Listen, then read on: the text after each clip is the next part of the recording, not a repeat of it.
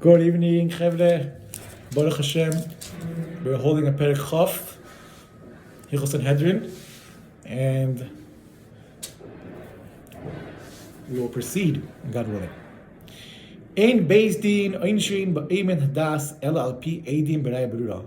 Beis Din cannot prosecute based off some substantial evidence. They have to have accurate, 100% accuracy if they want to prosecute, kill someone, especially killing someone. Afilu Eidim Reidefach Chavelu V'Hisabay V'Limo Ineihem. Oish Nichas Achla V'Chrubar V'Nichas Achla Matzuv Horeg V'Farfer V'Sayif Natif Dam B'Yad Horeg Oil B'Leir Rul B'Eishiko Ein Beis Din Horgin Oisoi. If you have two witnesses and they witness a situation, they see Al Capone, someone borrowed money from the mafia, and the mafia is chasing this guy down, and they lose eyesight for a second, or he walked into a building and they walked into this structure and they lost eye contact for a second or for a few moments, and then you see the guy killed. Now, if they did not see exactly the killing, then they're disqualified from witnessing, because or even if they hear the case and the case sounds so clear, cut and clear, you can't pass in base of that if there's no 100% evidence, meaning that they did not witness the exact moment. You should not kill a righteous person. Same to two people came to the court and they witnessed, we see this guy do a Avodas Kachavim. How did they come to a conclusion that he did a Avodas Kachavim? One guy saw him in the morning worshiping the sun, and the other guy saw him in the evening worshiping the moon. We do not consider this as a witness, and this person is free to go, because maybe there is a leeway somewhere that, because you're trying to put these two witnesses together, maybe there's some sort of way of making him innocent. So therefore, in such a strict case, we need to have concrete evidence. And he warned him. This one saw him that he worshiping the moon at night time, and he warned him. Don't kill a righteous person. Being that there's an element of way, maybe to find him innocent, we look for that side in such a case. Beis, kol misha asa davar shechayavin olam misas beizin ba'inus ein beizin misan heisei. Any person who did something which will what's called generate beizin killing him, if he did it by force or not on purpose, he is putter. Sorry, even though there's a command that a person has to get killed and not commit to certain evaders, to be evaders, even though he desecrated Hashem's name, but being that he did it not intentionally or not on purpose or by force, he is patur. The Torah says, do not punish the nara, that you should not punish her. And so from here we learn that if someone was in a situation when he was forced, he is not does not get punished. Gimel. A person which sinned till he committed a crime, an improper relationship with someone, he is Chaim Mrs. Bezdin. He has to get killed. Even though a person is forced to do it, but there's a principal rule that a person can only do such an avera only if he has some sort of mind, a willingness in it to do it. But if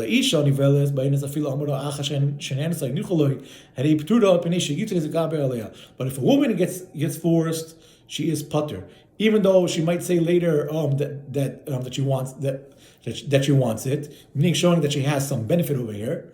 Nonetheless, she is putter because her Yitzhara overcame her, even though being that it started by Oinus, she is putter. Also, the Beis Din Beis cannot have any mercy on this person that committed that has to get killed in any case, whichever case it is. One would say, this guy already got killed, so why should we kill the killer? There's no benefit. We can't bring the guy alive, so why should we kill him? Now, Beis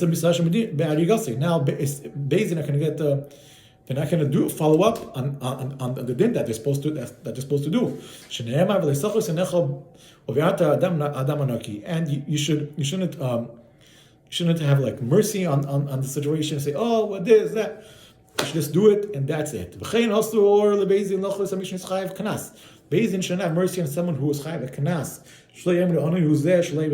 We shouldn't say, oh, he's a poor person, let's not punish him because he can't afford it. We don't have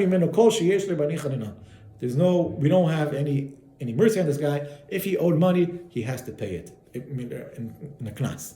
You shouldn't pay attention to the situation. You shouldn't have like mercy and say, oh, he's poor, or he's this, or he's that. Same too if there's a money dispute or something. It shouldn't be and one party is rich and one party is not. So we shouldn't say, oh, me and the rich person have to support this poor person, so let's support him and let's make the outcome in his favor. As a kind of and it's now he's going to have money because we evaluated his situation. We saw his situation in his daily life. Let's tip the scale in his favor. Don't elevate a poor person just because he's a poor person. But now, yeah, similar idea. Also, you're not allowed to do this to a rich person, someone who or rich or great or wealthy, and elevate him. Ketzad. What does this mean? Two people came to you to courts. One is a big scholar, and one is a simple person. Don't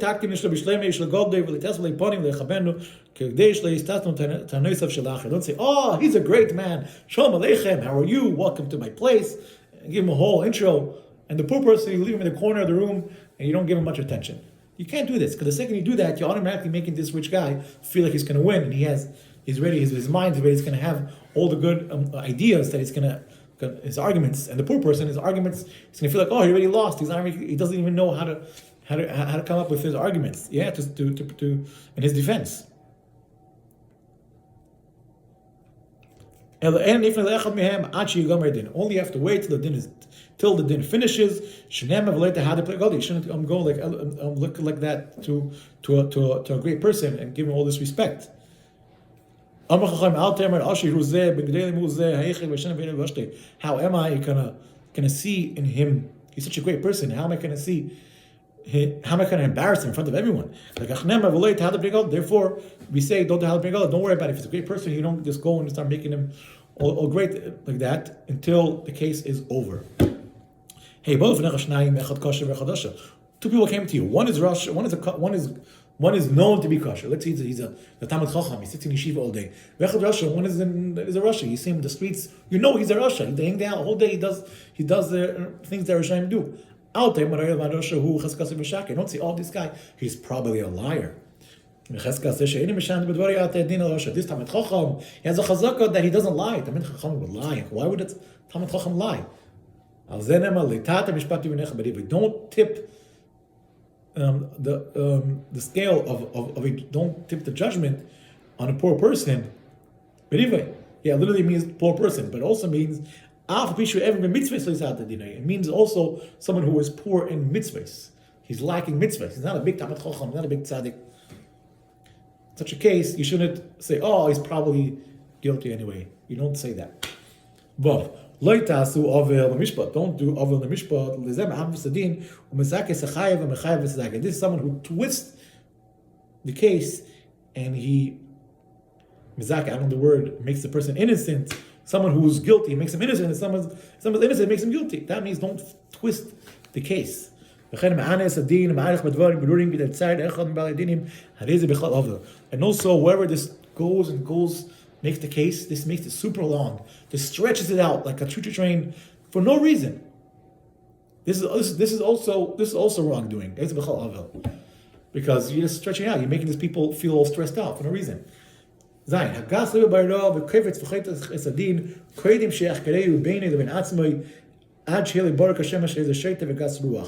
someone is just, he's more like likes to paskin dinim, quicker than he estimates the things. Meaning he doesn't sit down and says, okay, is it this or is it not? Is he chayiv? Is he not chayiv? Really looks really deep into the case to find out if it's really true or not. If this person is really guilty, if this person is not guilty, and he just jumps to conclusions right away, that is a gas ruach. Yeah, you should take the din calmly and just look into the din and make sure you have it right before you jump to any conclusions. Iev said, I don't know the case. I'm going to sit down and investigate until I come to a conclusion. Ches kol dayan shebol lefanov din v'hischil damaisel bedin. Let's say you're a dayan, and someone came to you with a case, and you remember that yesterday. Let's say this guy took a red light. Took a red light, and you remember yesterday someone came to you with the same exact case. Took a red light. It was the same exact street, the same exact place.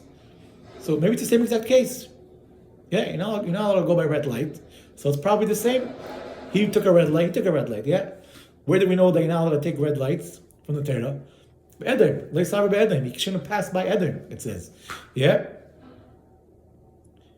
And he didn't go to someone who's smarter than him to suggest, to elevate, to evaluate, is it the same case or is it not the same case? He didn't go to evaluate by this person, someone who's greater than him. This is a Rasha, someone who jumps to conclusions without properly seeing the case. Bad will come to this person who behaves this way. Because all these things, all these behaviors come from Gasas Aruach, and it comes to twisting of the din. This bad inclination pulls down and creates very bad things. Someone who is not fitted yet, as we see from what he did, he's jumping to conclusions, and he's not fit yet, and he's going and giving to conclusions and giving out rulings. Someone who is also someone who came to a situation where he's a Talmid Chacham and he knows how to use a Rav and he got smicha and he knows how to pass and everything, and he doesn't want to. That's also a problem. Only if everyone needs him. But if he knows that there's somebody else much greater than him, he knows in nearby town there's a big tzaddik, a big Rav. So why should I take upon myself to be the Rav? Let him do it. He's greater. He knows better. He will make better rulings. That's great.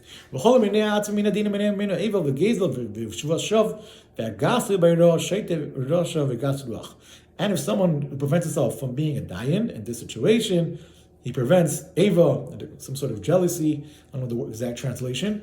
The gazel shav, and he prevents stealing and false lying, false swearing. Yeah, and if someone who is gas, but someone who jumps to conclusions, the Rambam says again, he's a shaite, he's a rasha, he's a gas ruach. Test. Talmid al yireh lechol b'fnei rabbi. A Talmid should not rule in front of his Rav. Elam Kain Hayrach Yimenu Sholish Parsais Keneged Machari. So only if he was far enough to 3 parsais. If I'm not mistaken, Shlosh Parsais is equivalent to 12 kilometers, which we have some sort of image over here that I created real quick over here. You see from Yerushalayim, Tumah V'Seret Zion. See on the bottom it says 11 kilometers. So someone lives in Yerushalayim and his Rav is in Maseret Zion, or someone lives in Maseret Zion and his Rav in Yerushalayim, and depending on where you are in the city, that's very it's on the border. Depends where you are in the city, how far you are, and you have to know how far your rabbi is if you should be ruling in certain in cases. Yeah. I mean, if you are still in what's called in his radius, you shouldn't be going out and passing halacha if you're in his radius. Let's call it that way. Yud. Al terma shekol leila advarim bedin sheyesh boy haitzas momin harbe mizeh Don't say all these cases that have a lot of money involved, those are serious cases. If it's a little money, don't take it too serious. No. Every single case, if it's $1 million, if it's $1, take it the way it is, no matter what. $1 million and $1 should be the same for you in these cases. Yeah? The Yedim do not sit down to judge, to rule, unless the case has a value more than a Shara Pruta. Now, what if you have a case of Shara Pruta and now there was inflation? So now, let's say this dollar, which is worth a Shara Pruta, for example, now it's worth less than $1. So it's worth, according to Torah, less than a Shara Pruta. Maybe we should stop the ruling. Torah says no.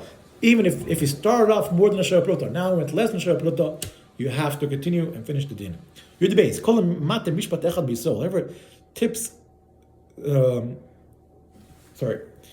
the case not properly, you're over on one lav.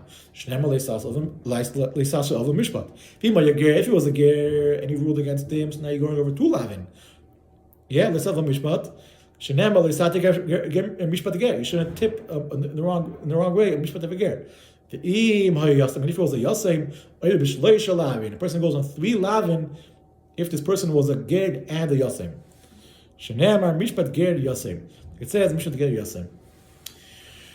That concludes today's Perek Chaf. Zat Hashem, and God willing, we will continue tomorrow, Perek Chaf Aleph. Thank you very much.